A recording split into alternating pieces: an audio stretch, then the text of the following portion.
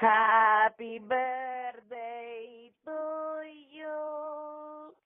Happy birthday to you. Happy birthday to Ty Rivera. Happy birthday to you. Test tube. Test, Baby. test. Test it up. Testing.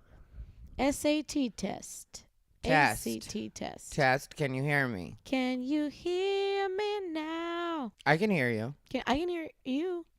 Hello, everybody, and welcome to another episode of Unbothered by Ty Rivera. As always, we come to you from high atop Ty Rivera Studios, a.k.a. Casa de Bijou. If you didn't recognize that voice you just heard, it was the one, the only, the lovely, the vivacious Vivacious. Ooh. Ms.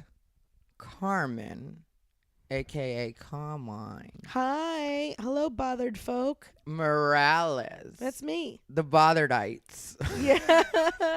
The botherinas. Yeah, the Botherina sounds good. Hello, Botherinas. Hello, you should start greet every podcast. You should be like, hello, my little botherinas. Papa Bother is here. Papa Bother. Papa Bother is here to discuss it, whatever it is. Whatever it is. Let's Papa. get to it, Botherinas. Bother. Bother. Okay. All right. Well, everybody, in case you didn't notice, we're here for another episode of Unbothered by Ty Rivera. Like I said, am talking to Carmen Morales, and I realized something today. What was that, Ty? Well, I'll tell What did you Carmen. realize? I'll tell you what I realized. I realized that even though you've been on the show, I think 3 times now? Something like that. 3, Well, 4. Who keeps count? There's the lost episode that will never see the light of No day. one will ever. Which is, I wish there was a way to archive it, and then like somebody, if they ended up giving you like a lot of money, they could access it. I think I completely deleted it because I didn't even want it hanging around. Yeah. Yeah, I'll check and make sure. But if Yeah. it didn't, it'll be deleted because I just, Yeah.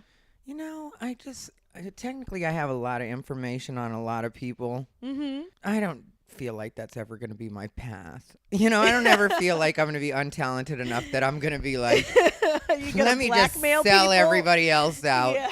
and completely stop being my own thing. Yeah. You don't think you're gonna fall far enough down where you gotta consider blackmail? That's fair. And I think that once you do that, you're that person. Yeah. There is no coming back from that. Yeah, and then nobody wants to trust you or talk to you, and everybody tells me their secrets. That's the reason I have so much information, is because everybody just voluntarily tells me stuff. And I've had situations where I could have wrecked people that had turned on me later, but I'm so weird about that like in my head I feel like we were friends at the time. They told me in confidence at the time. Yeah. I'm not gonna say it now. Right. Now you talk some crazy shit after we're not friends, I'll screenshot it, I'll do but that's not blackmail anymore. We don't like each other, so yeah. It's you shouldn't be sending me any crazy shit after that. But yeah, it should be, during the time when we're friends, I'll keep that confidence. I could have ruined one of my friends completely that way. It was just like, yeah, and they really did fuck me over at the end. Yeah, they did fuck me over at the end, but I still felt like, no, I just wouldn't feel good about me at that point. And it's not even about what I could do to them. It's about where I would leave myself in the way that I would think about because you're the myself. one that's got to feel with it later. Yeah, and late at night, I mean, like right now I can say late at night that I go to sleep with a clear conscience. I mean, I do sometimes later on like rethink certain things I said and did, and I'll be like, yeah, maybe you could have done without saying that, or that wasn't the nicest thing to say. But I don't have like a heavy conscience about it where I'm like, yeah, you really were wrong for that. And when I am truly wrong, I don't care. I'll hit people up and just be like, hey, this part I went too far, or I shouldn't have said that or done that. Yeah. But yeah, what I realized was, before you sidetracked me,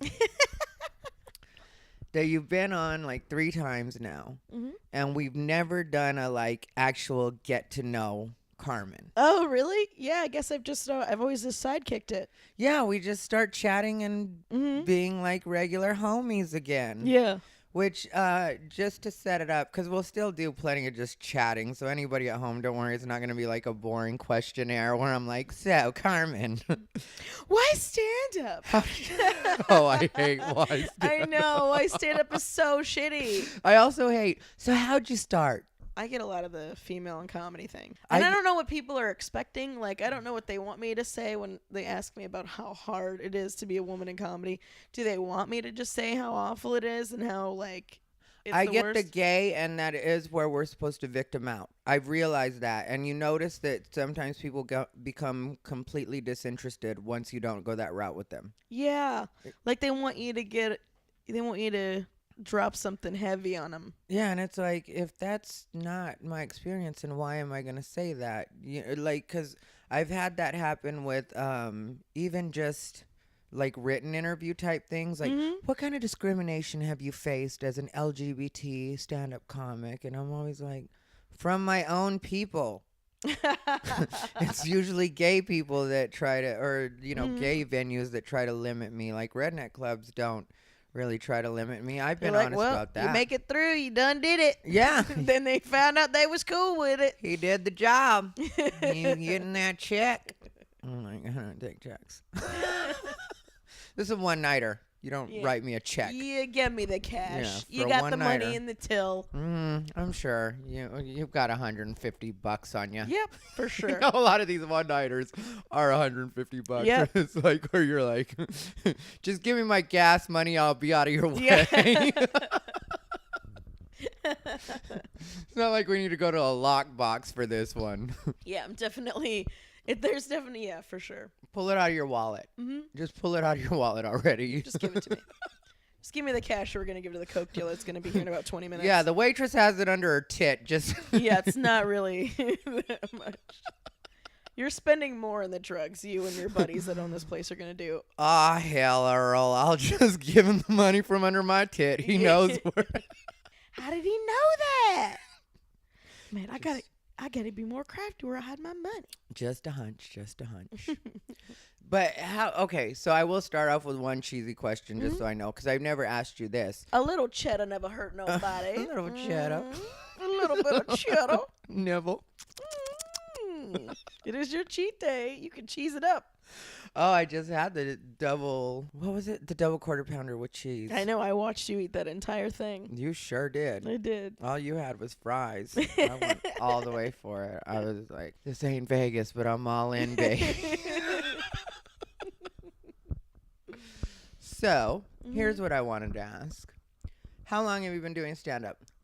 I'd say like 9 and change. 9 years and a little bit. Because I also took like almost a year off when I was a couple years in. Like I kind of got real sad and stopped doing it for like a year. And was it But I would still go to every open mic. Isn't that fucking weird? I would go to every open mic and not go up. So you were kind of like one of those borderline fan comics? I don't know. I just was in a sad place and I just didn't feel like I had it. But I would still go because I mean it'd been a couple years, so like I'd made friends with a bunch of people, so I still went. And then were you depressed because of something to do with stand up, or were you depressed just because life, or both?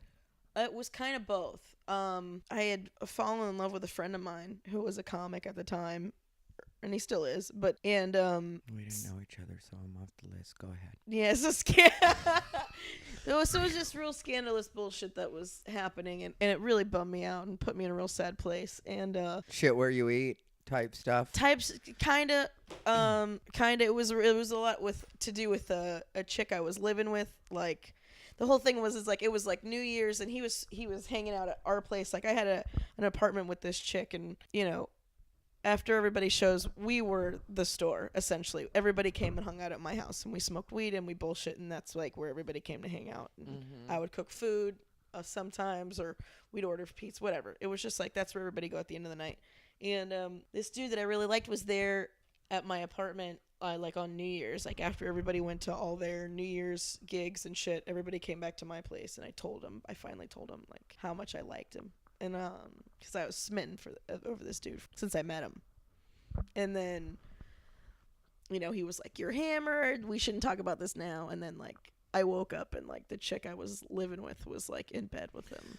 I knew that was going to happen in Yeah. this story. I knew that's where Yeah. we're going. I just didn't want to. Yep. Yeah. So I was super sad about it because that dude was like practically living with us for a little bit. Like he was like our guy on the couch type shit because he was that hardcore of a road dog. Like he would. Yeah. So it wrecked you. It did. It wrecked me because he was also like super mentor to me too. Like so I just didn't. Yeah, I didn't feel funny anymore for a bit. And then a friend of mine. Another comic friend of mine had like like after one day just randomly was like, "Hey, you know that silly voice you do when you're off stage, whatever?" Because I would still like bullshit with comics and riff off stage. Yeah, be silly. Yeah. He was just like, "You should do that. Just go on stage and do that." And I was like, "All right." Because that was the other thing too, is I was also doing an impression of what I thought a female comic was. So I had a joke about a vibrator. At the time, I had never used a vibrator. You know what I'm talking about? It was one of those things. Like I'd never even. I was just like, this is, you know, that's what I saw on TV. So I was like, okay, I'm supposed to talk about, you know, why do guys lie about the size of their dicks? It's not like we're not gonna find out. You know, it was like all this shit that I didn't really believe. You know, so it was between the sadness with the fucking.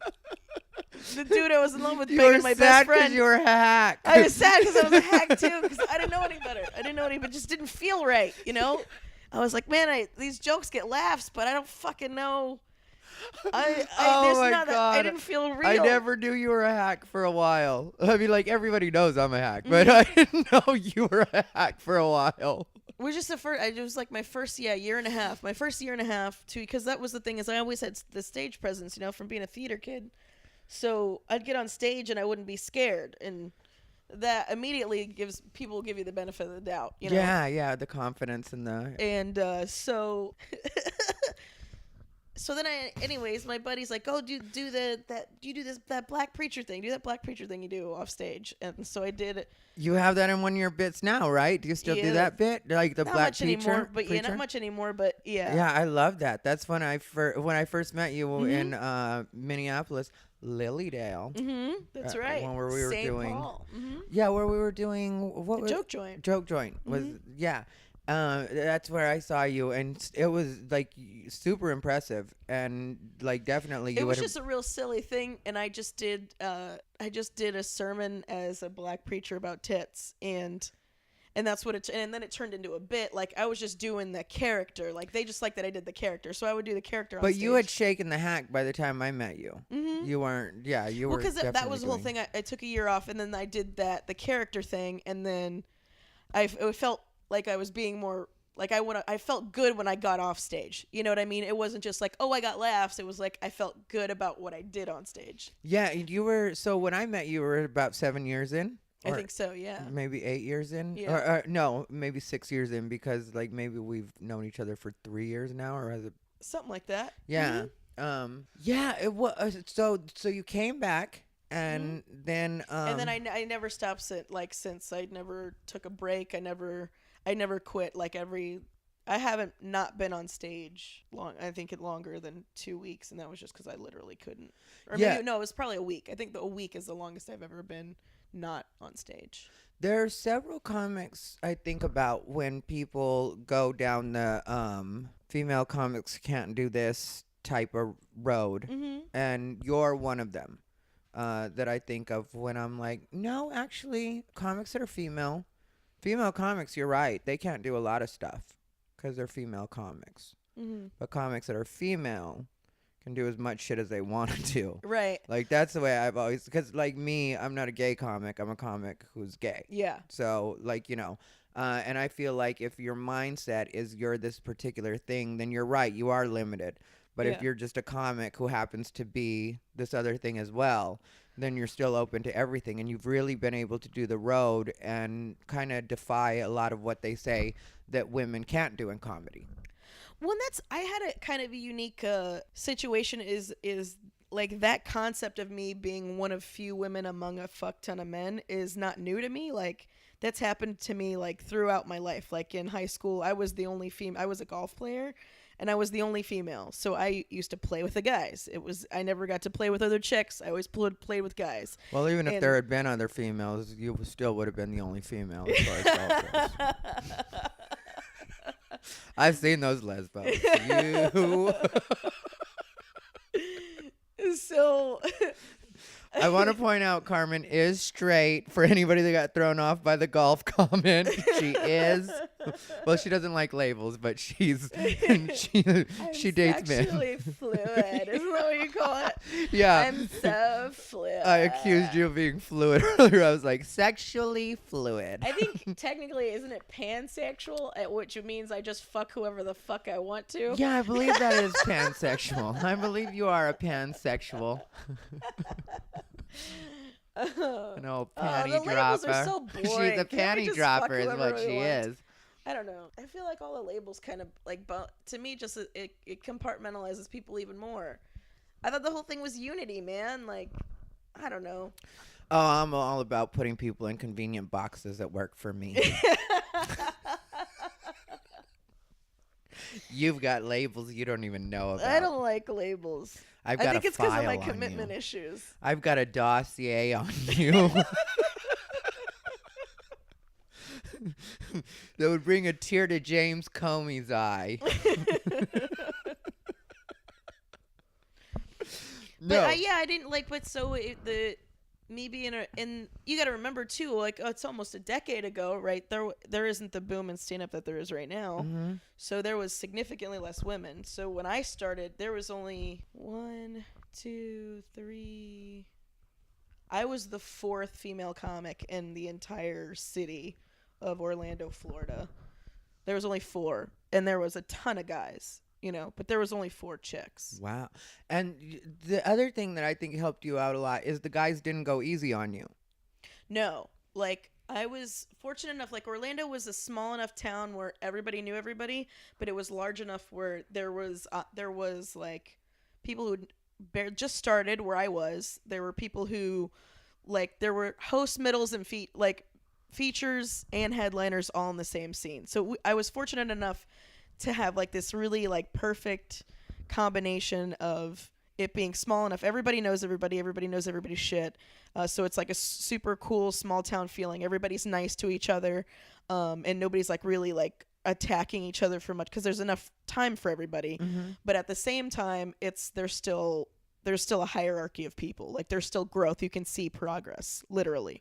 So it was cool that I would have all these dudes, and they saw that I had stage presence, so they would like bust my balls about, and then like I remember one time, because I took it very seriously, like once I really got into it, especially once I like took the time off and came back on, like I took it maybe a little too seriously. Like it was like, I've been there. Yeah.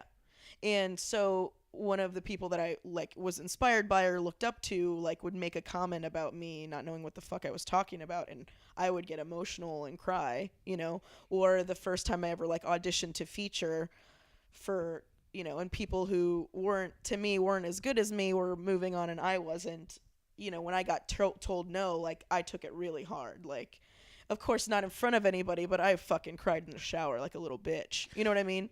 I was fortunate in that way, me personally, just because I always felt like I wasn't going to get anything anyway. Mm-hmm. So when I didn't get things, I was always and then like, after that sense. time, then I didn't. Like, I was just like, oh, sometimes things are going to be bad. It's okay, And the guys, and when I told the guys, like, they made fun of me. They made fun of me for being so upset about something because like now when I think back, it's like I was sad that I wasn't allowed to do comedy in the fucking lobby of a hotel that's not even in existence anymore. Like that's what I was sad about, that I couldn't fucking do 30 minutes in some shit gig bar in Claremont, Florida. Like that's what I was so, it's funny. Like when I think about it back now, I was like, yeah, what a dumb, but to me, that was my whole life. My whole life mattered if I was going to be featuring. Oh, yeah, well, yeah, when you say it that way, yeah, there were definitely a few pubs that I was a little bit bitter about not getting the gig on, where I was like, oh, so I'm not going to be doing Springbok? Right. Okay. And that's when I think guess Springbok doesn't need me. Yeah. Too good for me, are you, Springbok? Your loss, right? But driving what was home in even the car. funnier is they didn't even say no indefinitely. They were just like, no, we'll see you in 6 months. And I was just like, 6 months? Like, I don't even know if I'm going to be doing comedy in 6 months. Like, you know, The way just the whole world. the way things are going right now, I don't know if I'm gonna be around in 6 months. Oh, you'll be around. You'll be around. You'll be fine. Yeah, but You'll be fine. And that's like what they were doing. Like, oh, is the world gonna end because you're not getting paid $75 notice how that never worked, and now twice it a works quite a year? bit. Yeah. You know, now it works quite a bit where people can whine their way into things. But we started around the same time, you know, because I'm 13, you're 10, so we're kind of right in the same. And yeah, people just cared a lot less about your feelings back then, where it was just sort of like, yeah, well, shit happens. Yeah. So I was fortunate. Like it definitely toughened me up, and especially also like again being used to being in a male dominated situation. Like it was never really, to me, it didn't seem weird, you know, because I was just so used to it, and but I got along with the other chicks. It was super cool. Like one of them, she still does it.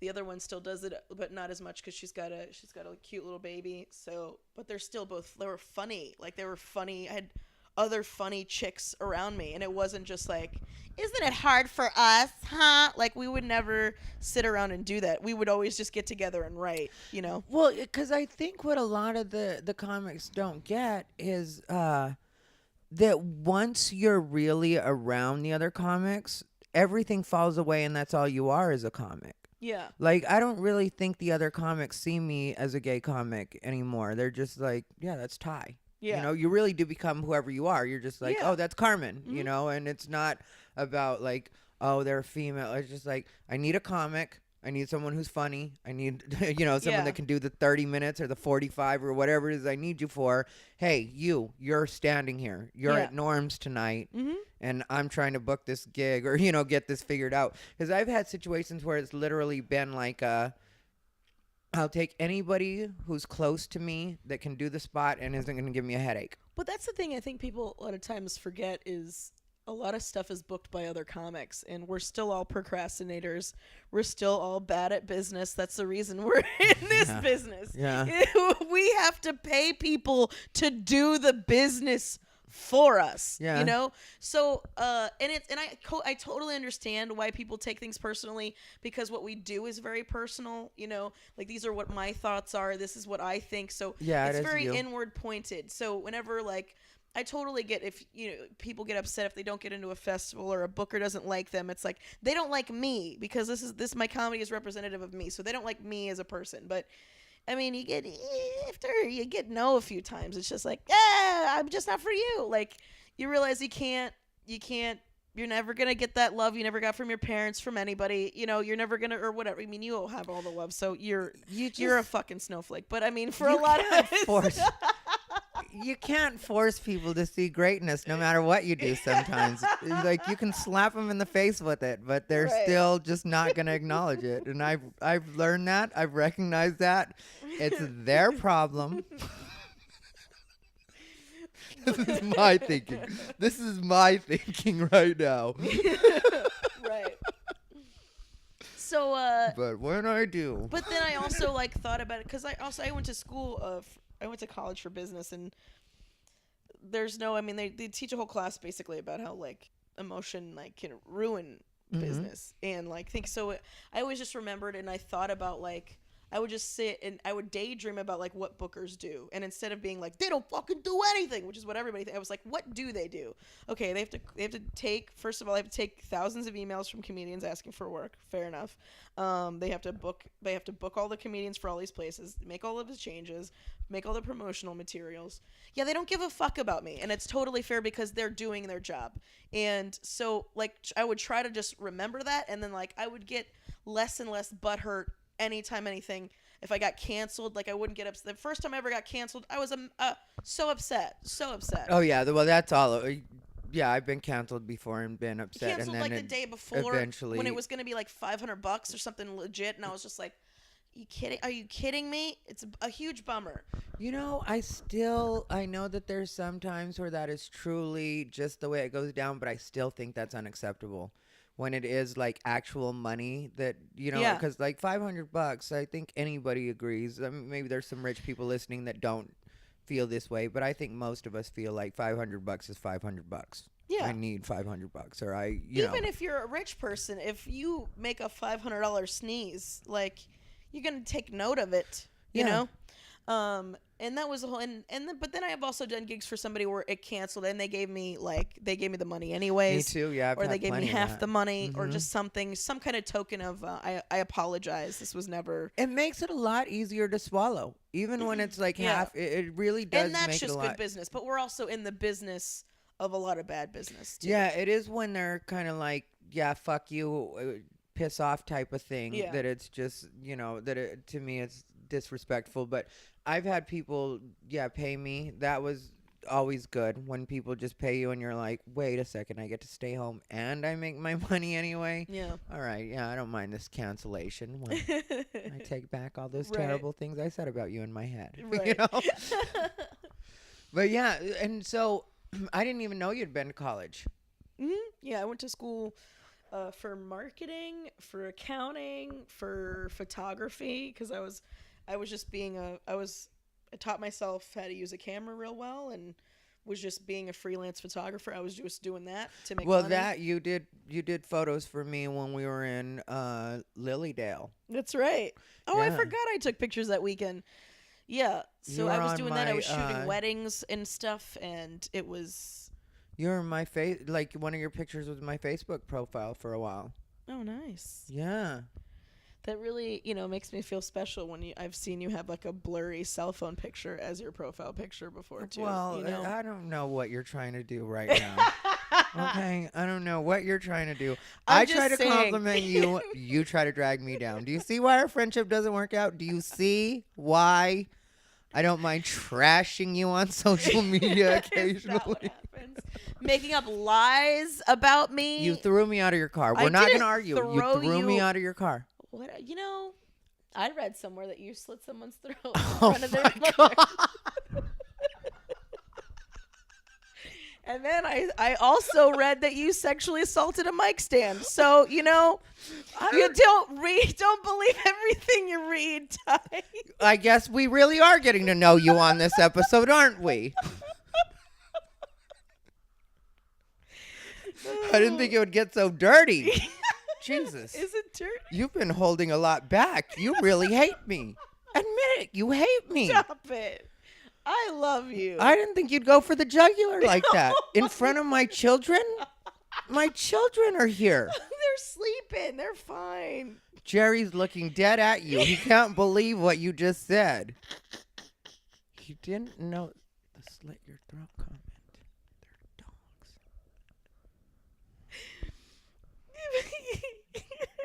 You want to tell him there's no fucking Santa too while you're here? Why would you say that in front of the puppies? There is a Santa, you guys. That's just the kind of terrible person I think Carmen is, that she would lie to you and say there's not a Santa. Santa bought you those alligators.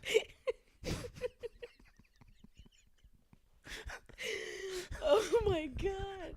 I don't think I'm supposed to be laughing as much. Well, you've ruined our friendship, so you might as well enjoy it. So, But yeah, so it wasn't. Anyways, I got a pretty thick skin from everybody busting my balls. So then I just started busting balls back. clearly, clearly. Took to it like a fish to water, didn't you? did. I was like, oh, this is what I used to do, and people used to get mad at me, and now this group of people. Because before I did stand up, dude, I was exhausting. Like I would do karaoke, that was my outlet. Yeah. I did a lot of karaoke. I hosted karaoke. But you I was are one a of those good people- singer. You have a good voice.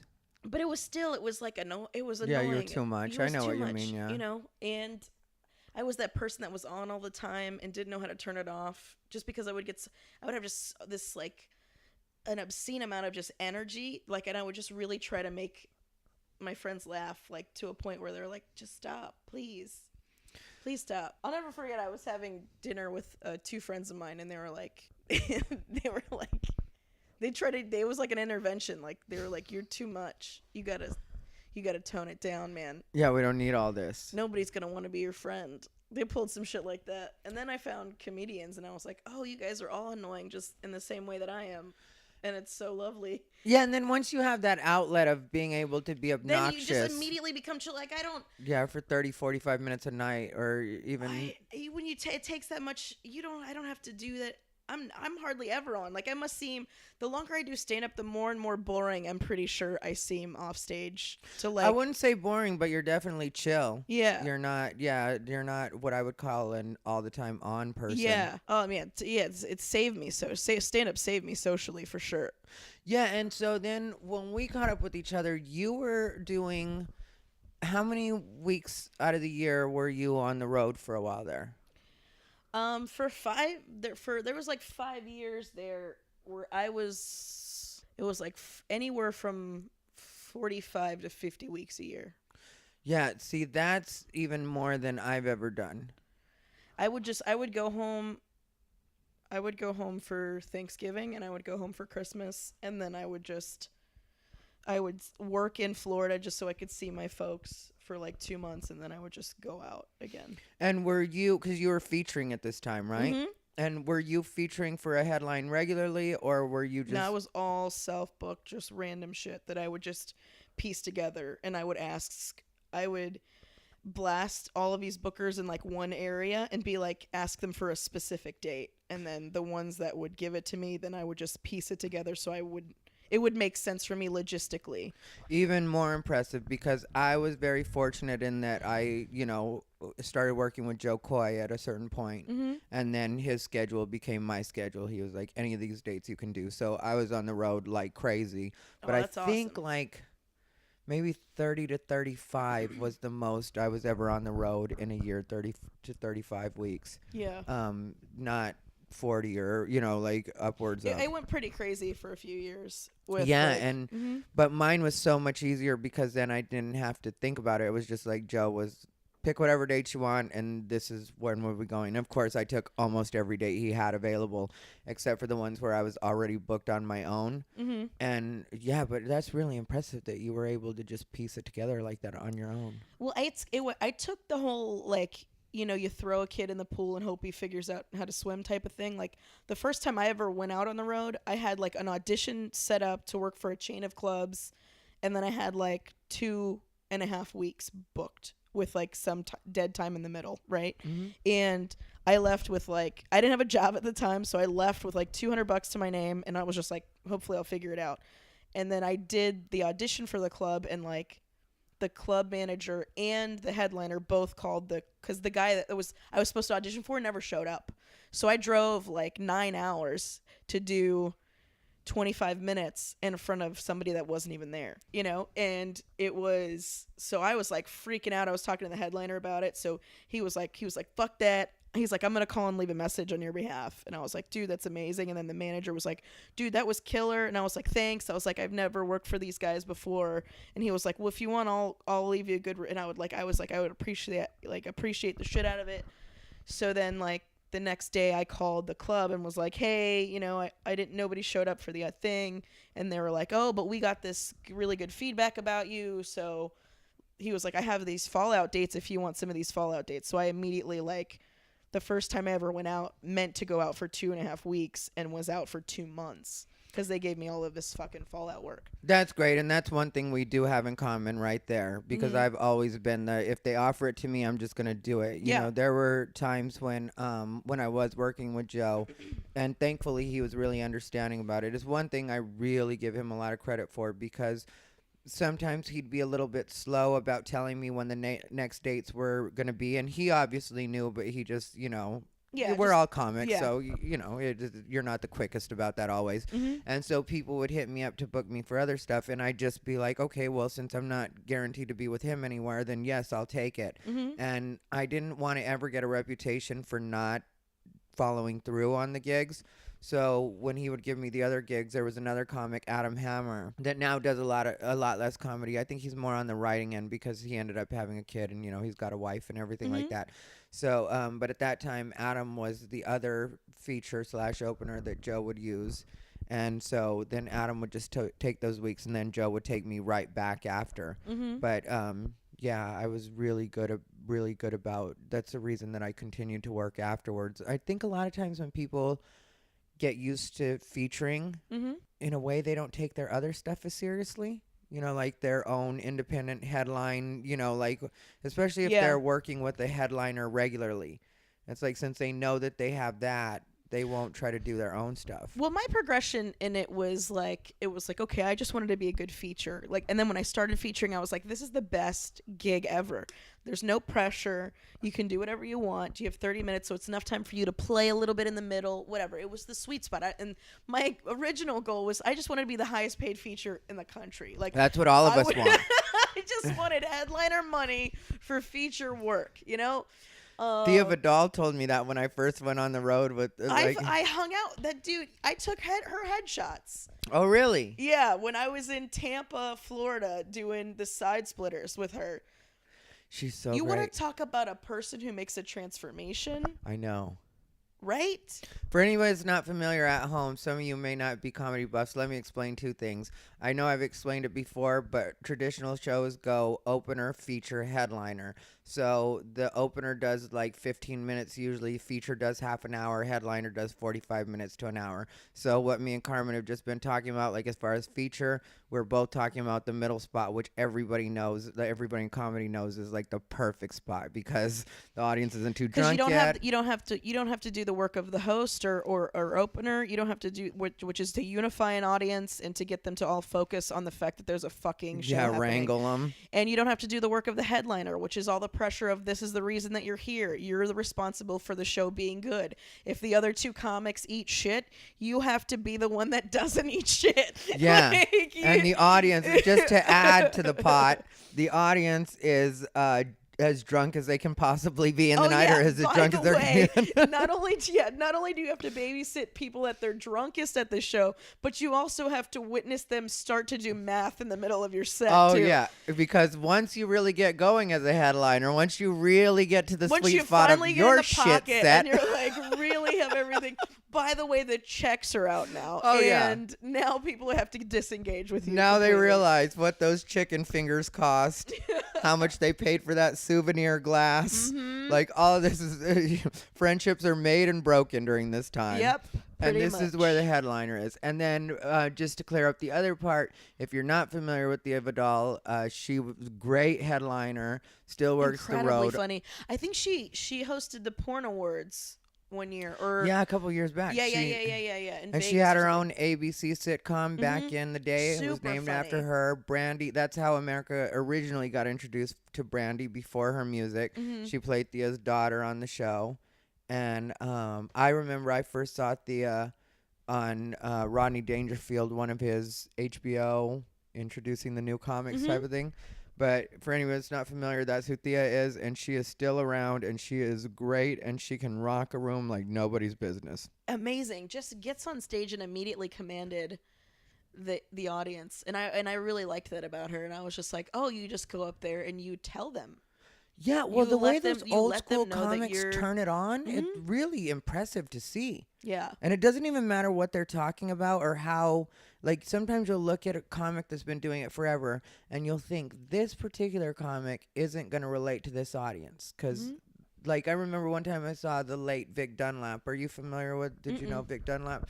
Vic Dunlap is an old school, like, Comedy Store and everywhere LA guy, and he did the road quite a bit and stuff.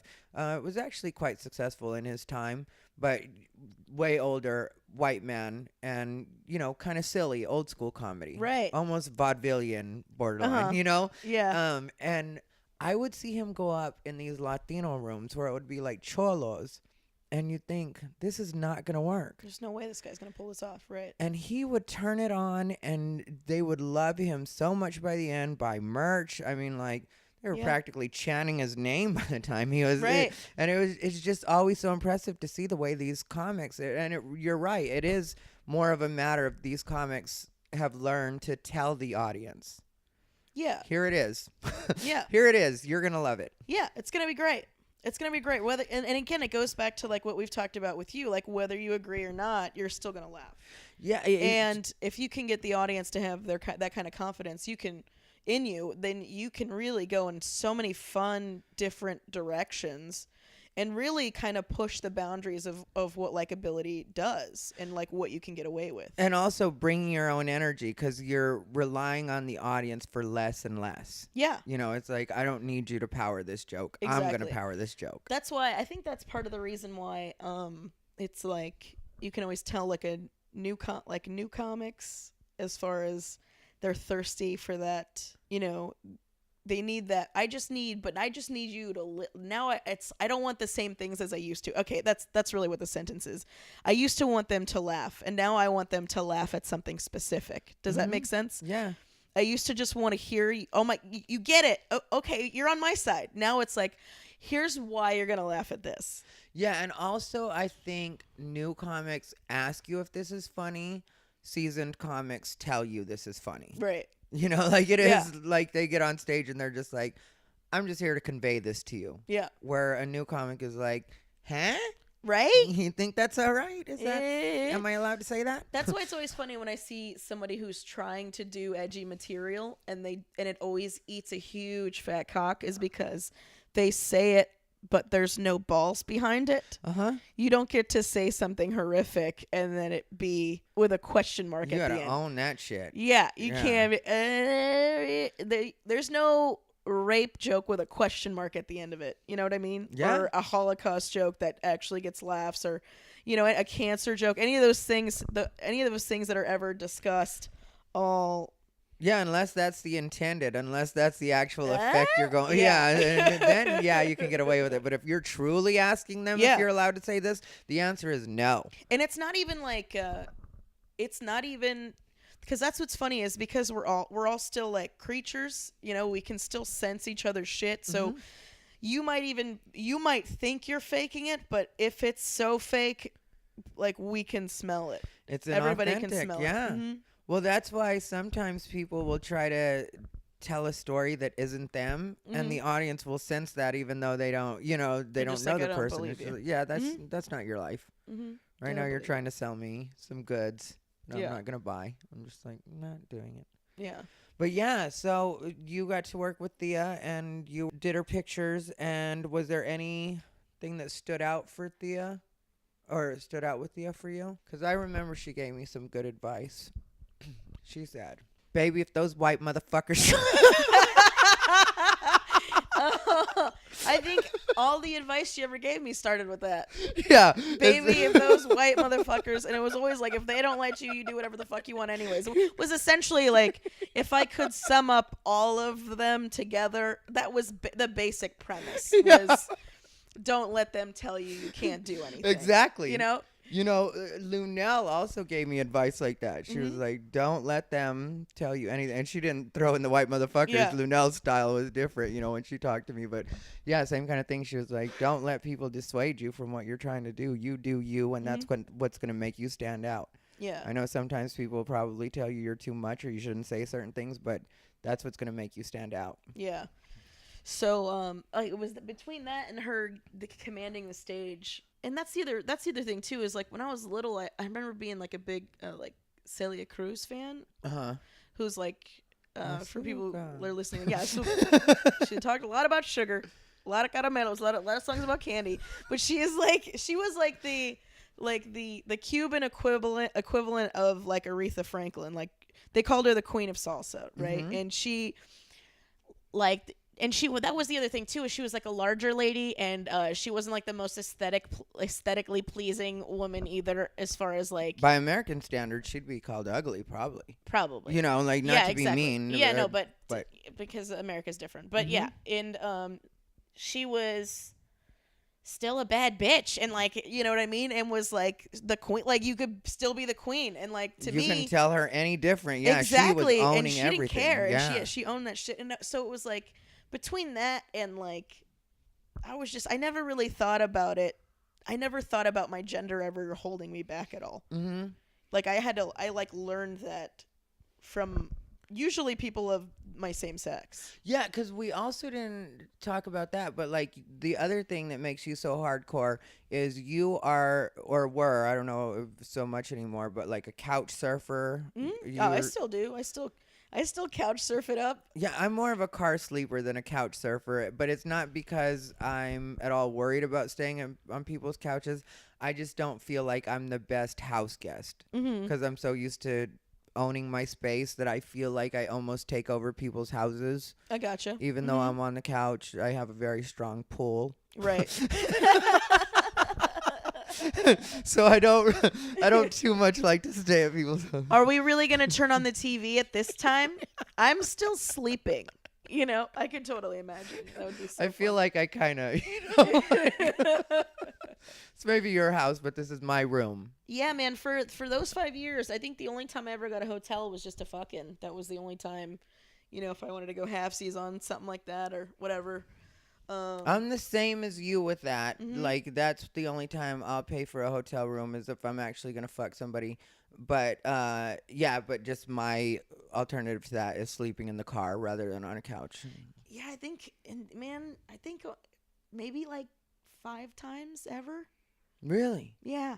I always, because it always just start, you know, I'm fucking, I'm adorable and non-threatening and charming. It's hard to say no, you know, I'm not, you know, I clean the dishes. I make effort. I make an effort to be a good house guest too. Well, that's the thing with you know? me. When I am a house guest that way, like, I will be good to people. They'll come home and everything will be clean. And I also don't go through Fold up my people's little stuff. blanket, you know what I mean? I don't make a mess. I Yeah. try not to, I don't go through people's stuff. I'm not at all nosy, you know, but I will make Yeah. sure that anything that's, like, you know, out and I know I can touch, I'll straighten up and be like, okay, I can clean this and make sure this is all, Yeah. you know.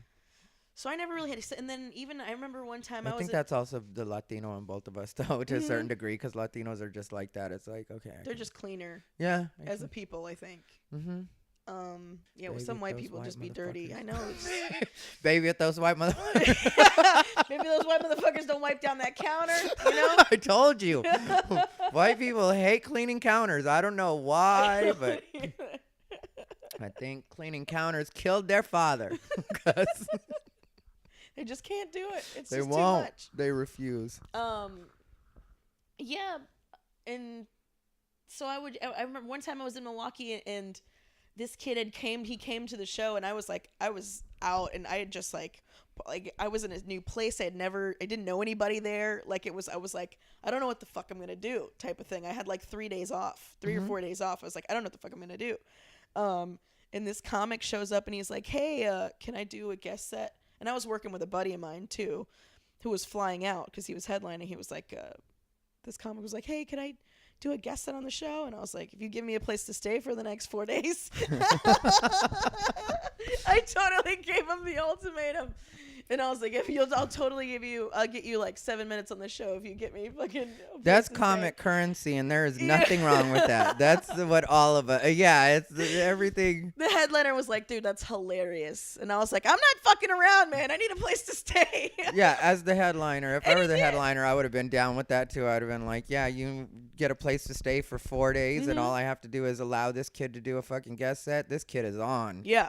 I don't care if he sucks. He's 5 minutes. Well, and the headliner didn't care. Like, again, he was like a friend. He was like, again, one of those headliners that when I first started was one of the guys that worked the road and stuff. So he didn't give a shit, you know? Yeah, you don't He care knew we about were 5 fine. minutes at the beginning exactly. of the set. Yeah. I don't even think we had a host, so he was more than happy for somebody to take Even the bullet. better. Yeah, know? it's like cold open. So it was like perfect. He was saving the show and saving my life. Yeah. And You eat it for 5 minutes while they order these drinks. just say my name right, kid. Annie, text me your address. So That's great. And then like I ended up only staying with him for like 2 nights, because then I met Laura. I met my who I live with in bunk beds right now. I met her, and I ended up staying with her. Like, we met and we did that, you know, when alpha females meet, they do that whole sniff each other's butt to see like what kind of alpha bitch are you, you know? And then by the end of the night, we were just, it was the greatest time ever. So that was in Milwaukee, and then you lived in Chicago for a while, because you were like Florida when you first started, then you were Chicago when I met you. Were you living in Chicago, or were you I think so. somewhere in I between? I think I just moved there. Okay. Because I did 2 years in Chicago, and then I like toured. It took me 8 months when I left Chicago to get here. Besides Thea, who are some of the headliners that really stand out to you in your memory? The the late John Panette. I worked with him. I never got to meet him. I heard he was great and super nice, but I never got to meet him. Super great, super nice. I met him on, or not met him, but one of the times I worked with him was a weekend that he was kind of off the wagon though, so he like tried to force me to do cocaine with him. Oh, okay. And the whole thing was is like this happened, and then like he passed away, and that was like my big story, and it's not a nice story, so it was always like shitty, but it really happened, and like in hindsight it was kind of funny, it was, you know what I mean, like I didn't, because that's the thing is I didn't even really do it, because I had an uncle that was a cokehead, like he ruined coke for me, you know what I mean? Well, that's like when Robin Williams showed up at the Comedy Store on a bender, and like a lot of us didn't know that he had been sober before that, or it didn't occur to anybody. Everybody was just thought it was cool to take pictures with him, and he was like enjoying himself, and then it was like, oh, he was in a spiral or in a bad spot at that time. Yeah, so it's the same kind of thing, I'm sure, for you with that John Panette situation, where it was like, I didn't really know it was that big a deal. What was fucked up is like his fans made it worse. Like there was this doctor chick that would show up with like methadone lollipops and shit like that, and just like really kind of, and I just kind of saw like, holy shit, like you can get to a point where people don't give a fuck about you. Really, they think that they're doing something cool, when in turn they're really like, yeah, for them it's more about you're a story. Yeah, you're not even a person, it's just a story. I got to give him, and so, yeah, oh yeah, I gave whatever. So yeah, the things people will do to be connected to any level of fame or what they consider fame, or like success. Yeah, they're just like, yeah, I'll give you whatever so that I can just be in your presence. It was like a buddy of his that he went to not high school with, but so he showed up and like told him, man, oh, like a little blow, whatever it is, and Panette was like, I was just hosting. Mm-hmm. I wasn't even featuring for him. I was hosting, and I was hanging out with him in the green room, and he was like, "Come on, you want to do something?" And I was like, "Oh no." I was like, "My uncle is a cokehead. He kind of ruined coke for me. I don't really like." And he was like, "You're gonna do something," and I was like, "No, I don't know. I've never done it before. I don't even know how to do it. It'd be a waste." I was just giving him like all these and then he was just like, "You're not going back on that stage unless you do some with me." And I was like, "Dude, come on." Yeah. And then he jammed his pinky in my nose, and I breathed out instead of in, so I didn't even do it. My nostril was just numb, but I didn't get high at all, And then I guess that buddy of his had told him they had more at his bar. He wanted Panette to go to his bar, and he was just like, "Oh, it's not for." I know, it's always some bullshit scam. They want you to come party with them, and of course, he said it was close. And then Panette was like, "Will you go to take me to the hotel afterwards?" And I was like, "Sure, whatever you need," and which is so funny because I think that's so funny because as a comic coming up, you just always put up with that. When you're, you know what I mean? You just normally somebody would be like, no, you just try to make me do coke. I'm not going to drive you.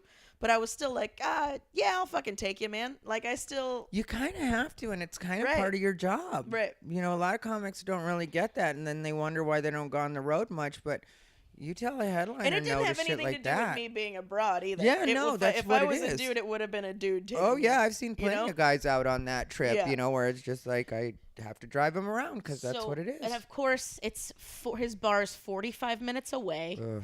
45 minutes away, and we get there. There's no blow, so now John is incredibly upset. He got conned into going there.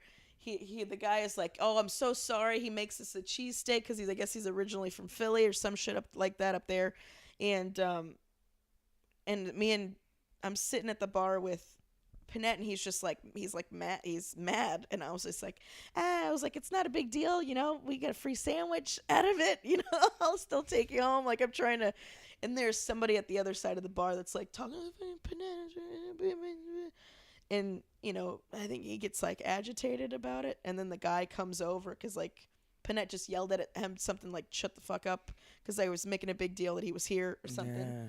And then the guy comes over and just starts talking, and then they end up in an argument, and Panette's furious, in a well, again, he's been drinking Patron all night too, so he was I can hammered and relate. upset. Yeah, just so he didn't want to be. I'm a Patron guy. I can relate. So he said to me, he was like, go get the car. So pull the car around. So I go and get my car and pull it around. And right when I open the door, I see him like go to swing on the guy. And then I was like, John, come on, we got to go. And get him in the car and took him to his hotel. And he was like, if you want, you can crash on the couch. And I was like, no, I'll go home, dude. I'm sorry you had such a rough night. I'll see you tomorrow. And then I drove 40 minutes because his hotel wasn't that far away. And I drove 40 minutes to where I was staying because I was hosting, so I didn't get a hotel room. So I was staying like as like a favor of a friend had this hotel room that they gave me to stay in. Yeah. So what was the rest of the weekend like? Was it more chill than that?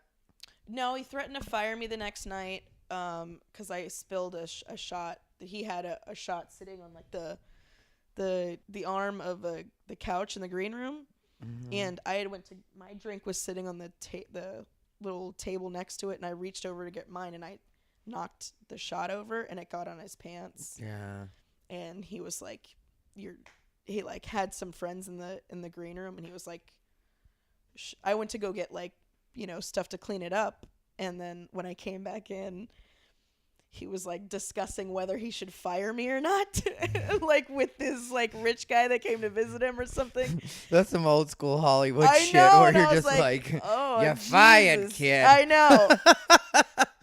And I was like, sorry, Mr. Panetta, I didn't mean to. Like, yeah, well, I guess I spoke too soon. I thought that was a good story, but it turns out that it was quite And, a like, horrible weekend with John Panetta. the first 2 nights, and then from then on it was cool. And like at the end of the weekend, he was like, I'm sorry shit got so weird, like I'll throw you a couple of weeks as like a consolation. And he did, and I worked with him again, and it was totally fine. And Nice. Yeah. Well, so then that turned out well. yeah, Good. Well, it's good to know that he redeemed himself. yeah, because the first impression was really fucking weird. Yeah, well, and you can't always blame people because, addiction is such a Yeah, terrible thing, and some people just really, it makes you a different person. So Mhm. at least he redeemed himself and helped you out. yeah. But The late. as far as other comics, I worked with Brian Callen. I worked with Tone Bell and Brad Williams, who you're buddies with, and Oh, I love Brad Williams. yeah. He's such a good guy, such a fun guy, such a silly guy.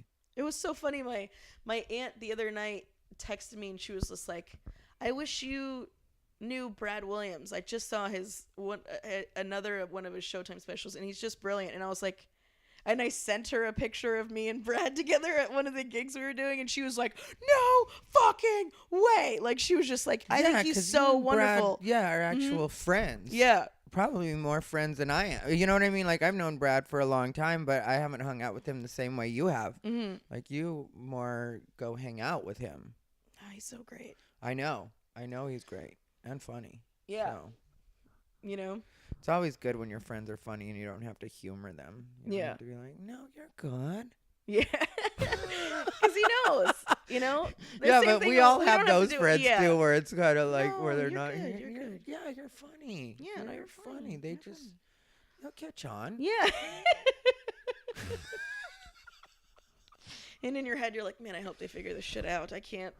Yeah, I either figure it out or fucking quit. Don't people have families anymore or what? Does he need this? Does he need this? Does he really need this? You would think there's easier, better things. Well, never mind. Yeah, Never mind. I'll let him. Well, we're falling apart. pull it together. We're falling apart completely. Ty Rivera Studios has come apart. Jesus Christ. I don't even It's know. really funny to watch you be tangled in wires, though. Yeah. But yeah, I wish I had more stuff about how hard it is to be a woman, but I don't. I got a lot of stuff because I was abroad. Again, I think part of it was like when I first started, there just wasn't as many chicks, So if they needed a chick, it was like I had one of them ended up quitting when I started, so it was like a 1 in 3 chance that I was gonna get it, Come to think of it, you are a female comic, and you're everything that's wrong with female comics. Am I? Yup. I just decided. Wow. Everybody, I appreciate you listening to Unbothered by Ty Rivera with female comic Carmen Morales. She'll be on again never. If you want to find her, go to her website, which is CarmenMorales.com. You can also find her on social media, The Funny Carmen. That's me, the Yep. funny Carmen, because there's a novella star, like a hot chick named Carmen Morales. Okay. That's Well, why I did it, the funny Carmen, because she's the hot one, so I'm the funny one. you'll still be a female comic. Why? I feel like that's fucked up, man. Well, I feel like. Why are you gonna gender me? What if I'm a dude now? Oh, okay. Well, cool, bro.